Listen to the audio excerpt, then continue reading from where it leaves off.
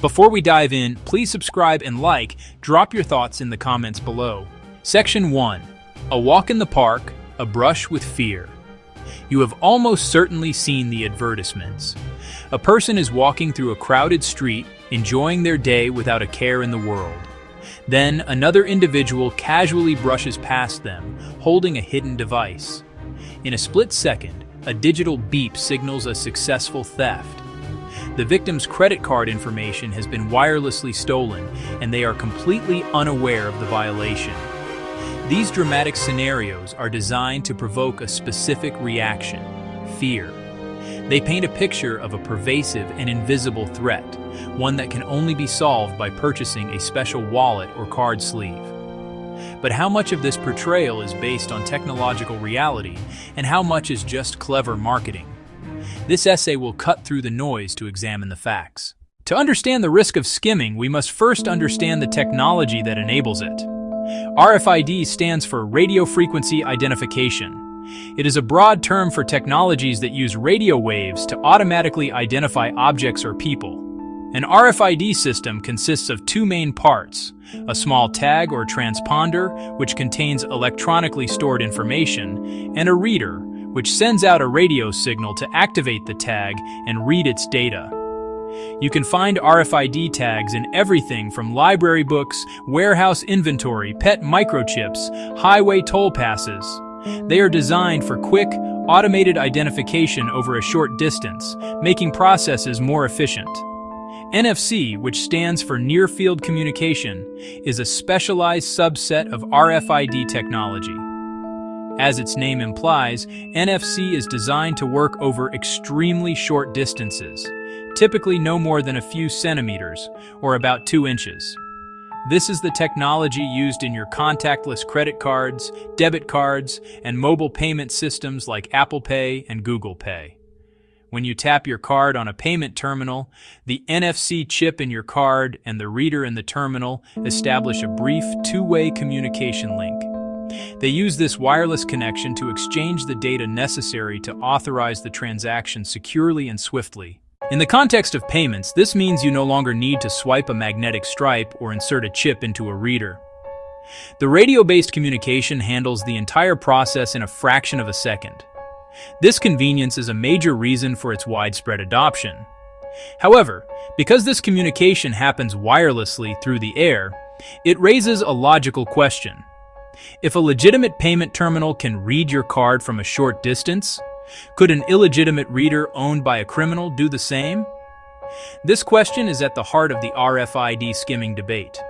The answer depends on several critical factors, including the type of card, the security protocols it uses, and the capabilities of the criminal's reader. It is important to remember that not all RFID and NFC systems are created equal. An older, simple office access card that only transmits a static identification number has very different security properties than a modern, encrypted payment card. Confusing these different applications is a common source of misunderstanding, and it is often exploited by those who market security products. Understanding these distinctions is key to assessing your true level of risk. The technology itself is very real, and the potential for abuse exists. However, the way it is often presented in marketing materials can be misleading, creating a sense of vulnerability that may not align with the actual risks involved.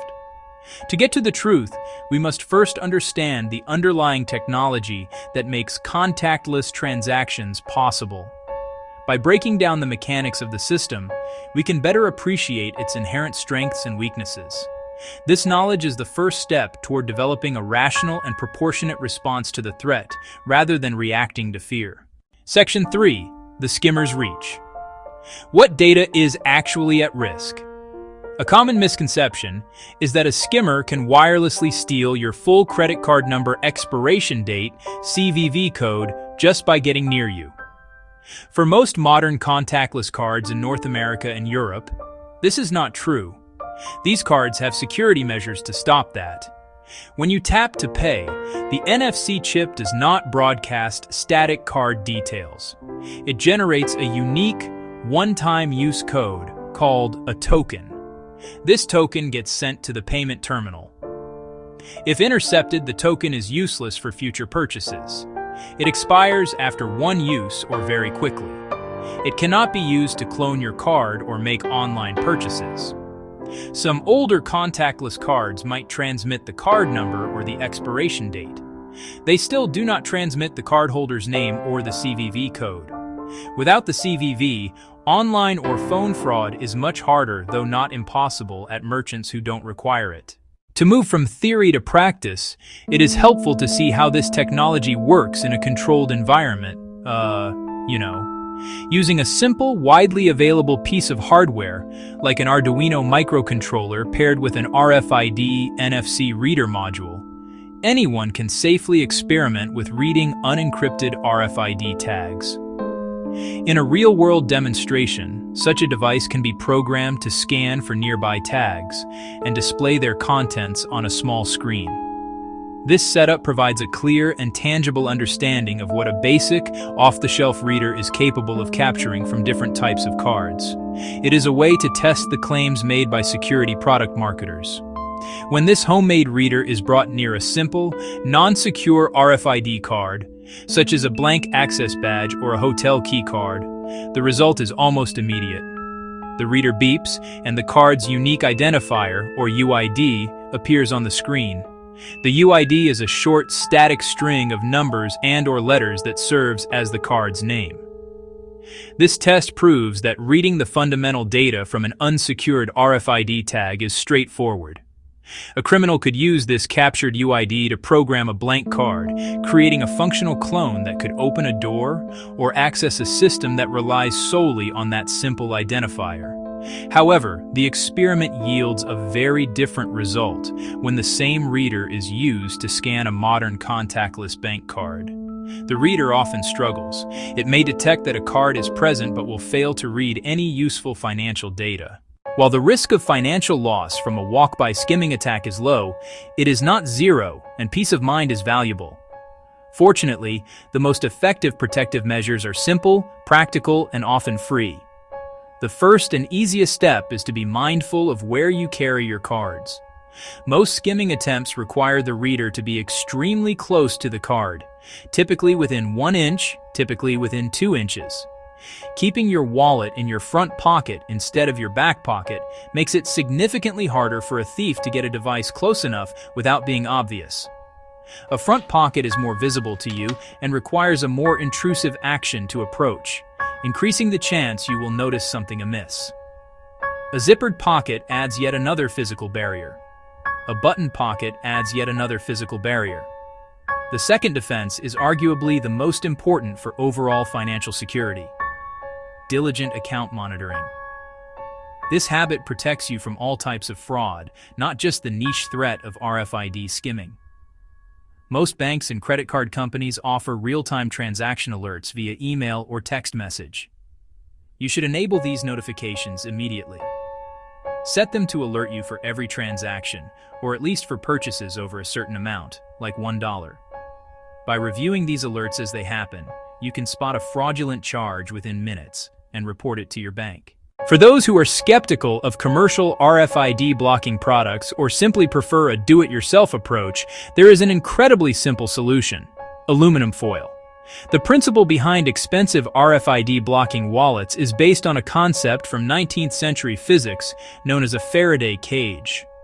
This is essentially a container made of a conductive material that blocks external static electric fields.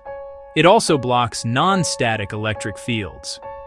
A simple wrap of household aluminum foil can create a surprisingly effective makeshift Faraday cage around your credit card, preventing it from communicating with a reader. It is a low-cost way to achieve the same result as many commercial products. You can easily test the effectiveness of this DIY shield yourself. A safe and legal way to do this is at a self-checkout kiosk in a grocery or retail store. First, attempt to pay by tapping your bare, unwrapped contactless card on the terminal. You should see the transaction register almost instantly. This confirms that your card's NFC function is working correctly. Next, cancel the transaction. Now, take a small piece of aluminum foil and wrap it tightly around your card, ensuring it is fully covered without any large gaps. 1 layer should be sufficient. 2 layers should be sufficient. With the card still wrapped in foil, try to tap to pay at the same terminal again. Hold the foil-wrapped card directly against the reader where you tapped it before. In nearly all cases, nothing will happen. The payment terminal will not register the card and the transaction will not go through.